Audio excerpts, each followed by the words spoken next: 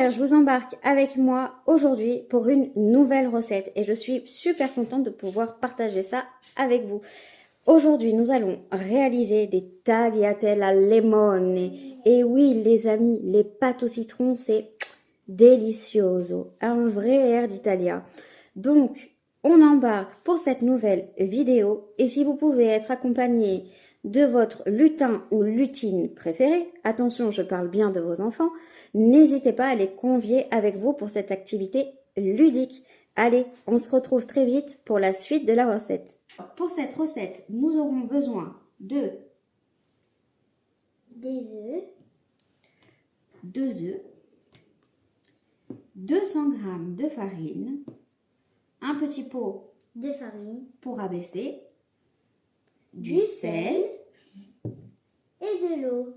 si jamais on trouve que la pâte n'est pas assez malléable.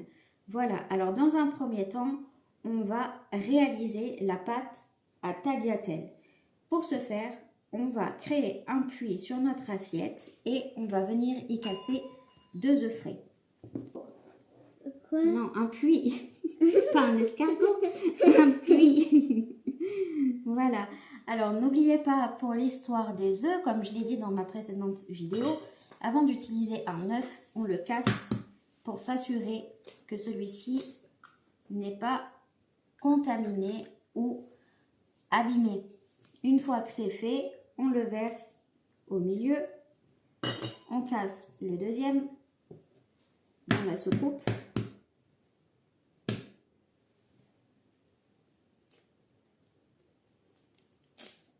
Waouh, ça c'est de l'œuf cassé.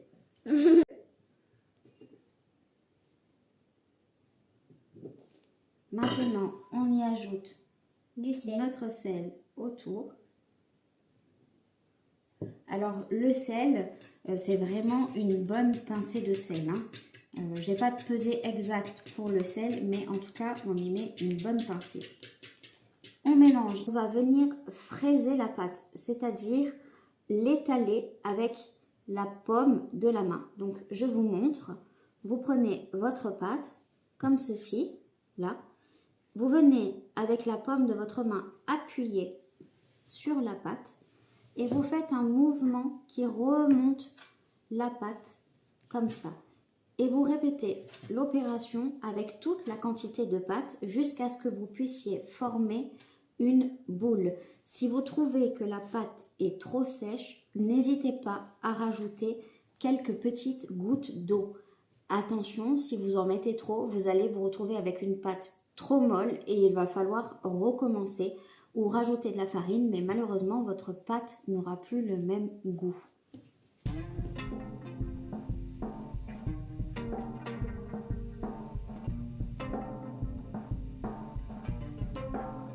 Voilà, on arrive à une boule de pâte assez molle, pas trop non plus, bien homogène, donc voilà le résultat. Maintenant, on va passer à l'étape numéro 2, c'est-à-dire la découpe des tagliatelles. Prendre un demi-pâton, le mettre sur notre farine et commencer à étaler avec notre rouleau. J'ai pris la relève parce que c'est pas forcément évident d'étaler une pâte à pâte comme ça. C'est même assez dur quand même. Tu veux dire donc il faut très solide. Ouais. Oui, comme un caillou. Comme un caillou, ah non. Ça se casse, mais c'est solide pour étaler. Là, quand vous en êtes à peu près à 1 mm d'épaisseur, vous pouvez arrêter. Maintenant, ce que je vais faire, c'est que je vais légèrement égaliser pour pouvoir faire des pâtes qui ont quand même la même taille. Voilà, on va faire des bandes d'à peu près 5 mm. Alors, si vous voulez faire détailler les tagliatelles à vos enfants, pour éviter tout risque de coupure, vous prenez la pâte. Comme elle a été farinée, ça ne risque pas de coller. Vous pliez en deux et de cette façon, ce sera plus facile pour eux de couper les tagliatelles. Est-ce que tu veux?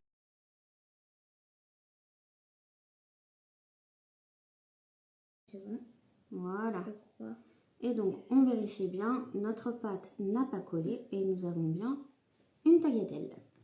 Oui, très grande. Vous les déroulez comme ceci. Voilà. Et voilà, nous avons obtenu nos bonnes tagliatelles bien fraîches, prête à être cuite. Cuite.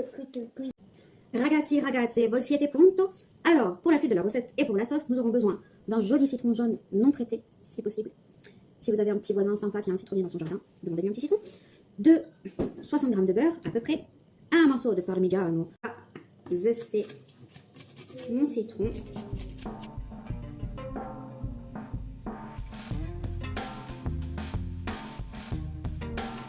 Maintenant que j'ai zesté mon citron, je vais le presser.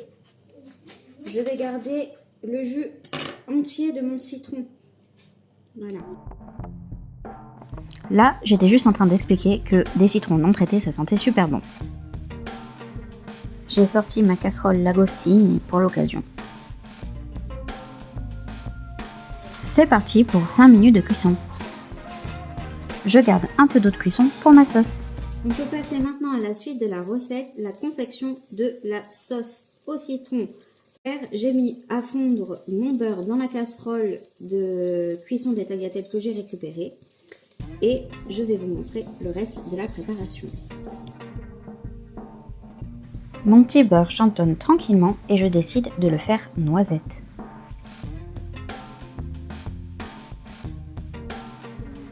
Pour info, on dit beurre noisette car le beurre brunit et il prend un vrai petit goût de noisette. Le beurre commence à brunir légèrement, il devient donc noisette. Je vais déglacer avec mon jus de citron et j'ajoute la moitié des zestes. Je porte à ébullition 2 minutes histoire de bien laisser évaporer le citron et j'ajoute mes tagliatelles tout en remuant. Un po' di pepe et sale. Ça sent tellement bon. Je viens râper mon parmigiano. Alors là, râper à volonté, comme vous aimez. Moi j'adore ça. Hop. Le reste des zestes de citron. Ah, j'ai oublié quelque chose. Là, je suis dans mon jardin, partie chercher l'ingrédient, la petite touche finale. Un po' di basilico. Allez, j'en reprends encore un peu. Allez, je vous montre le résultat final parce que je ne sais pas si je vais réussir à me réfréner. Un vrai régal, mamma mia, si vous saviez comme ça sent bon. Allez, on se dit à très vite pour de nouvelles vidéos.